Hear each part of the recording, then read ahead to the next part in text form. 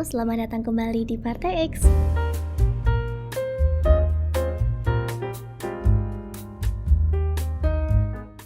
Alam dikeruk, rakyat yang menanggung.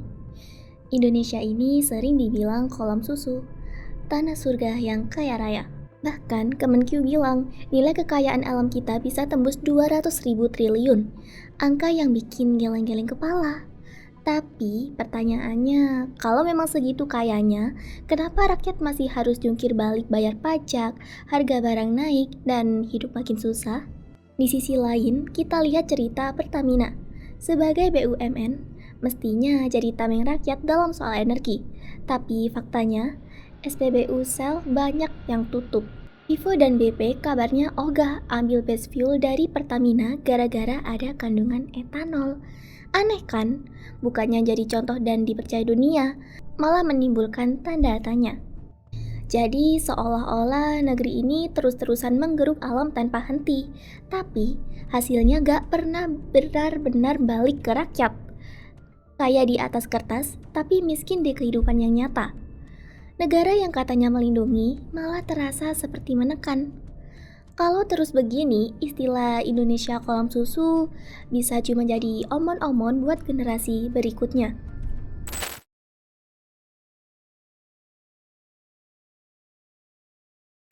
Ketika kekayaan alam yang harusnya jadi berkah, malah berubah jadi musibah buat rakyat. Lihat saja, tumpang pitu di Banyuwangi. Katanya emas melimpah, tapi warga sekitar justru harus berhadapan dengan kerusakan lingkungan, air yang tercemar, dan lahan hidup yang hilang. Emasnya lari ke perusahaan, sementara masyarakat cuma dapat debu dan konflik. Atau Freeport di Papua, puluhan tahun emas, tembaga, dan mineral berharga dikeruk habis-habisan. Nilainya triliunan dolar. Tapi coba bandingkan dengan kondisi rakyat Papua sendiri. Masih banyak yang hidup dengan kemiskinan, jauh dari kata sejahtera. Jalan, sekolah, fasilitas kesehatan, jauh panggang dari api. Alam digali tanpa henti, tapi rakyat yang mestinya jadi pemilik sah malah dapat buntutnya, seperti banjir, longsor, konflik sosial, kemiskinan, sampai pajak yang makin mencekik. Negara yang katanya mengelola untuk kesejahteraan rakyat jadi terasa seperti janji kosong.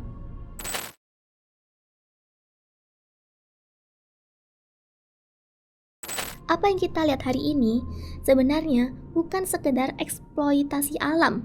Ini pengkhianatan paling kejam karena yang dijual bukan hanya hutan tambang atau minyak, tapi juga masa depan anak cucu kita. Alam yang seharusnya jadi warisan justru dihabiskan demi keuntungan segelintir orang. Ironisnya, kalau kita lihat klasemen korupsi di negeri ini, posisi teratas justru diisi oleh perusahaan dan sektor yang mengelola sumber daya alam. Dari Pertamina, PT Timah hingga kasus Freeport dan perkebunan sawit, artinya bukan cuma alam yang dirampas, tapi hasilnya pun dicuri lewat korupsi.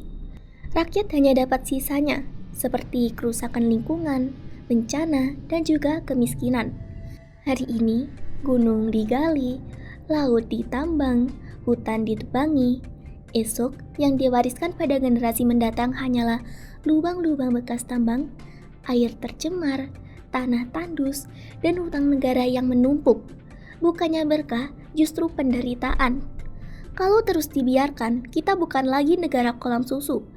Anak cucu tidak mewarisi kejayaan, melainkan catatan kelam pengkhianatan.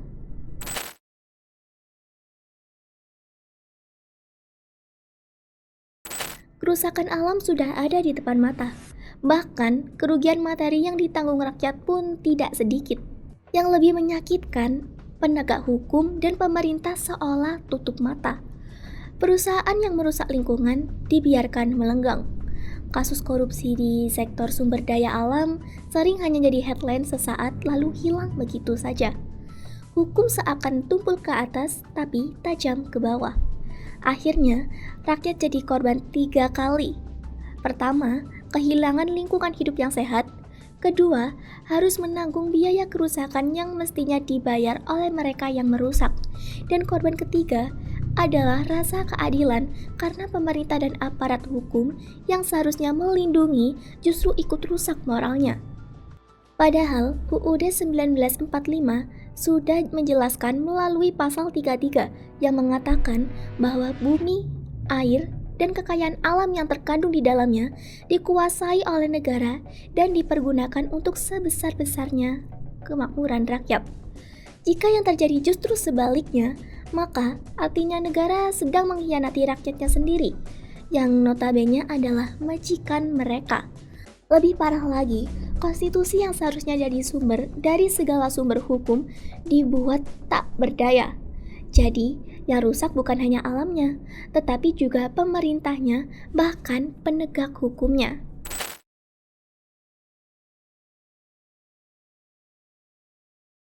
Semua masalah ini bersumber dari salah struktur ketatanegaraan. Selama ekosistem yang merugikan dibiarkan hidup, kerusakan akan terus berulang. Mau tidak mau harus ada langkah berani untuk memutus mata rantai itu.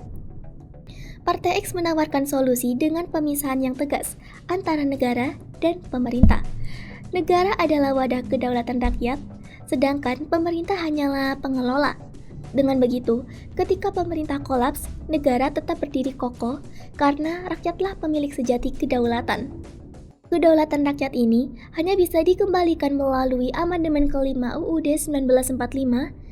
Inilah jalan untuk menegakkan kembali marwah konstitusi agar alam dan kekayaan bangsa benar-benar dikelola untuk sebesar-besarnya kemakmuran rakyat, bukan untuk segelintir penguasa. Namun, syarat utama untuk mewujudkan amandemen kelima adalah persatuan dari 4 pilar negara, kaum intelektual yang memberi arah, tokoh agama yang menjaga moral, dan TNI Polri yang menjamin keamanan, serta para pelaku budaya yang mengakar di masyarakat. Hanya dengan musyawarah kenegarawanan dari 4 pilar ini, jalan perubahan bisa benar-benar terwujud. Itu tadi video dari kami, jangan lupa like, komen, dan subscribe. Kami Partai X pamit.